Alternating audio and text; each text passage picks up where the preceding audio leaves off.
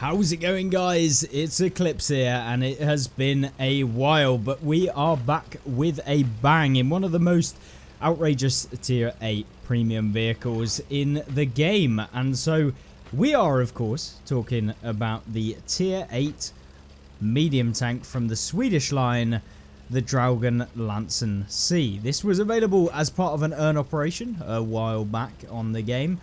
However, the reason why we're showcasing it today is because I wanted to see whether it still stacks up against some of the top vehicles in the game at tier 8. And given the two games that we had, this one being the lower damage number of the two games that we had, even though we had a pretty substantial game in it, is very indicative of the sorts of games you can have with a vehicle as good as this one. And the main reasons why this tank, in particular over something like the traditional Lansen C, because there are two versions, there's the Lansen C and the Draugen Lansen C. Now the Draugen Lansen C gets Hesh rounds, which have 480 damage with 210 millimeters of penetration, which of course can splash if you don't even pen.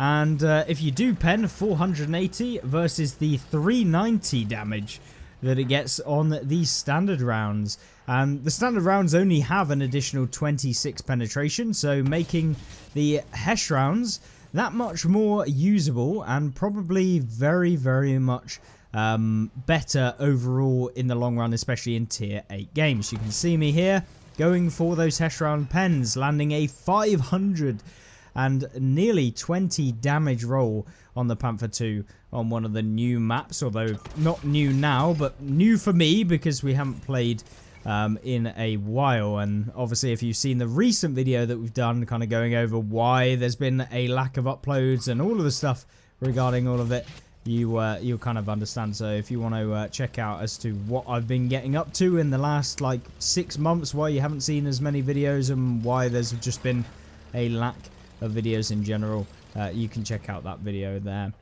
But with the Draugen Lansen C, of course, we want to be in the sniping region. We want to remain undetected, and the camouflage of this vehicle is outrageously good, meaning we can both act as a spotter as well as a sniper and also a bit of a brawler, because the alpha damage allows you to trade with heavy tanks at the exact same tier and deal more damage whilst reloading faster than them.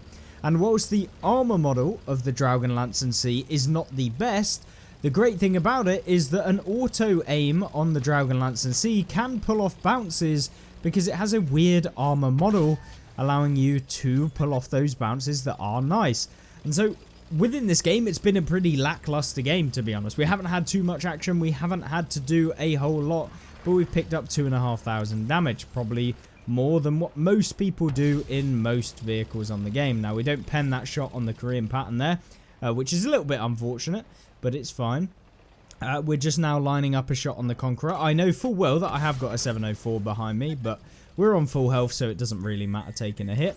But at this point, it's time to try and farm up this Object 704. We have got a teammate coming up from behind, but I just want to remain, you know, at least somewhat safe from this guy. We don't want to push him. We can't take another hit. We've used up that hit point pool to take a shot at the Conqueror earlier, and we're just waiting for our teammate now to come from behind. A lot of this game is about the waiting, and a lot of people get very, very, I guess, impatient. They're going YOLOing in, and then they get taken out, and they wonder why. Now, I do a stupid thing here, which is auto aim when I could have fully aimed and got the full damaging shot. The T69 here is being a bit of a nuisance. Now, once again, we auto aim and we don't pen. Once again, should have fully aimed. But the T69 is getting off a couple of shots, but can we get the final one in? Yes, we do, just before he reloads for the third shell into the side of the 704. So only 3,500 damage in this game. The actual earning potential of this tank, it does get 50% silver earn rate, which is pretty darn good. And we made 50,000 silver in that game, but the next game is where it all really counts. And this game is like the pinnacle type of game that you can have in the Draugr, and there's a few reasons for that. It is because this tank, when you get into the right matchmaking, when the enemy team do some stupid things, and when you can get into the right sorts of positions, you can have outrageous games. Now, avoid my very good driving, but we are trying to set up on the right hand side of the flank, or at least the south spawn, or the south side of the map. Gives us a bit more room to maneuver and get a few shots into people. We get a longer distance engagement, and we're not having to trade on corners, which the northern side of the map is typically all about. Now, you can use the northern side of the map to be able to kind of flank opponents and get round that way, but this side we're just kind of pre-aiming the typical areas where you may see opponents come out from. But this spot is not going to be the feature of today's game. The real kind of spot at which we start to rack in that damage comes on in shortly. And whilst we've had a slow start to this game, it is about to really ramp up as we start to horrendously lose the game. From basically all angles, both in front of us and from the northern side of the map. I know, spoiler warning, I'm sorry. The game does not end up looking too hot towards the later stages of the game, and in fact, we could have had an even better game if a few things happened, and we'll get into what I could have done differently during the game to maybe potentially change the outcome or change how much damage we dealt during this game as well. So this is kind of like the 1 in 100 style of game. So we load a HESH round for the Tiger II. Now, the issue with loading HESH rounds is, of course, the fact that they do get stopped by tracks and stuff like that. Now, the our friend in the AMX65T decides to drive directly in front of me, which is very, very handy and useful for me. So we're now lining up a shot on the Tiger II. I'm checking if we can get a shot on the IS-3 and the AMX65T on their team. We have got the Tiger II, who we land a shot once again into the tracks, meaning we only deal 50 damage. Yes, I know, swap to a PCR. But at this point, we do have a nice shot into the side of him, which we do not take with the APCR. And once again, we could have taken a lot more damage against the Tiger II. This is the pure point of why APCR versus the HESH rounds can just be better in some scenarios, because we would have penned probably all 3 of those shots for way more damage than we got with the HESH rounds. Now, that shot we would have done damage with HESH, probably about 100, but yet again, now we just have the standard APCR. We're going for a tracking shot through the Tiger II's right hand drive wheel. And now we're going for the lower plate if he doesn't get taken out beforehand, which he does by our friendly M46 Korean pattern, which is in an upcoming video very shortly, so stay tuned for that. We have got a lot of videos coming out over the next few days. I mean, I'm on holiday at the time that these videos are going to be coming out, so I'll be enjoying the sun, sipping on my beer. I'm sure you guys will probably be somewhat envious. I won't rub it in all too much, but yes, the hot sun with a nice beer in hand. I'm sure no one's going to be too heartbroken that is going to be the case. But we've got our APCR rounds loaded for the BZ166, which we're trying to hit the lower plate. Unfortunately, hit the tracks. Once again, a very, very slow start to this game.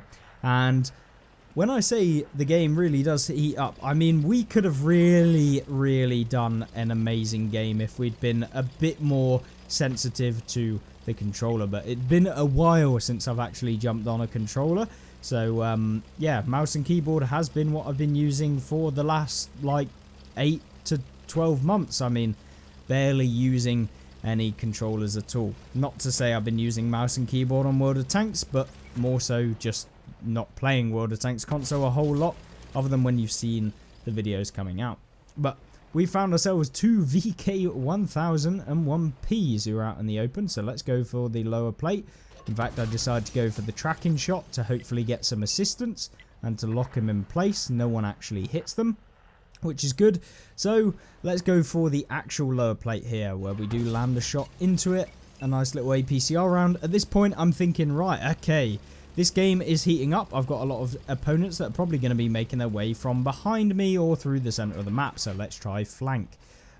We try and get a shot onto the VKP here, but no one's spotting. So I'm going to move up to this building area directly in front of me, and let's see if we can knock down a bush and get some side shots into the VKPs over here, because we really need to take them out as quickly as possible, as fast as possible, so we can turn around and try and deal with all of the tanks that are going to be coming from behind us. This game is pretty much all about strategy, and if you can work out what you need to do at the right times, you are going to have a much better time of it, even if you have some dodgy aim like I've had in this game. So we can still make it work. Now I'm thinking, right, let's knock down this tree, let's knock down the building. That gives us a bit of cover. You never know, we could use this to stay undetected. We've got ourselves a VKP who I would love to get rid of, so that's exactly what I'm going to try and do right now. The VKP, can we get a side shot into him? Yes, we can. Not quite fully aimed, but, you know, we had to go for it. He could have moved back even more. And now we've got ourselves another VK, which we need to deal with. Lower plate shot is looking pretty darn good. Of course, we low roll by about 60 damage. It's your typical RNG rolling horribly. But let's line up another one, which hopefully we can land. And, of course, it goes into the track as he just turns right as we fire at the lower plate. Once again, a very annoying issue when it comes to the APCR is obviously you can bounce versus the Hesh, which you can always do damage with. But it's time to get rid of this guy. He's been around for far too long. He's been farming our teammate for far too long. And let's go for the pure side shot just above the tracks. Easy as you like. 2.8k damage so far. But now is where the interesting part comes in, because the entire enemy team are behind us, and whilst I would love to farm, we need to get rid of all of the tanks directly in front of me, and so that is exactly what we're going to aim to do. Now I could load the Hesh rounds here against the Centurion, but he could go side on, which means we'd hit the tracks, and obviously Hesh rounds against tracks, it's not going to pen, which is obviously an issue. So we pull back down so he can't see us. We're now going to pull up. We can pen through the upper plate, or we can pen through the side with the APCR rounds. 236 pen against the Centurion 1 is no issue whatsoever. Going for a shot against the CS here just to get rid of him. We need to get rid of as many of these tanks as quickly as possible, otherwise we're going to end up in a sticky situation. The LHM is trying to flank around, so let's get rid of him. He's gone. And now I'm thinking, right, let's get rid of the Centurion, because he could pump me as we're trying to get one. We load this one, and of course it goes into the wall behind. Perfect. That is exactly what I wanted, Wargaming. Thank you very, very much. Now, the Centurion, for some reason, turns around. So let's land another one into him. Pull back so he can't see. And now we have got all of the enemy team against us. It's a 1 versus 7. So what the hell do we do here? Well, let's get rid of as many of these low tier, low health vehicles as quickly as possible. We've got tier 10 Weirdo over here in the IS-3. Can we get a shot into him? Of course, we hit the very center of the peak nose, which is a bit of a pain. This guy is now YOLOing towards me, so it's looking like it's going to be a fat L for me. We land one into him. He bounces off the front. That's the armor actually coming into play. Now, ramming a FV is not the ideal situation, but I need to get away from the T-44. So, how do we deal with this guy? Well, we come down, we land one into him. We should really load the Hesh rounds against the FV, and we should have done that straight away. But let's see if we can avoid getting hit from the other guys over there. We get the gun depression of, I believe this has 10 degrees. And we land one into the FV. He is probably going to get another one into us here. He actually bounces, and we land one right there into the frontal drive wheel of this guy. But we do have 2 tanks pushing up to us. We're on 6,000 damage right now. And so what the hell do we do here? Well, we've got an AMX-65T on full health, which is definitely not the ideal scenario, so we need to push forward. We get the T-44. The IS-3 actually surprised me here. I was not expecting him to come out. And this is where I start to bottle the entire encounter, because I end up hitting the friendly tank. And the IS-3 is now going over here. Let's try and get one into the back end of him. I auto-aim, and I was hoping that that would just pen.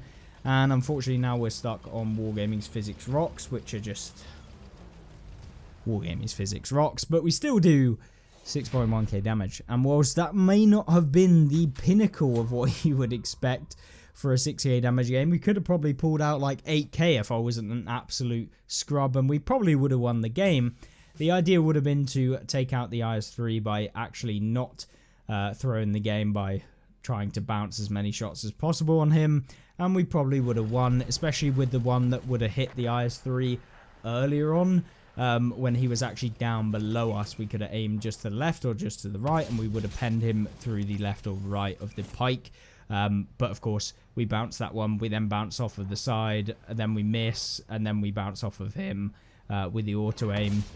So he should have been gone, and then we could have just tracked the AMX-65T in place, allowing us to avoid taking any more damage from him, and we could have loaded the Hesh rounds and just stumped away his health and tried to outplay him in that direction, because he didn't seem like the best of players.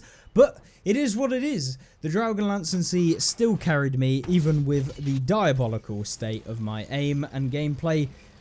You can kind of see how well we did. So with that being said, hopefully that gives you an idea of the power of the Dragonlance and Sea. It is one of the most outrageous tier 8 premiums played by top tier players. It does have a little bit of a learning curve, but when you do get it working, it is outrageously good. The DPM on this thing, the camo, just the mobility and the potential bouncy armor that this thing gets to save you occasionally is very, very nice. So thank you very much for watching. Like the video if you did, and of course subscribe down below if you aren't already, and I will see you in the next one. Goodbye.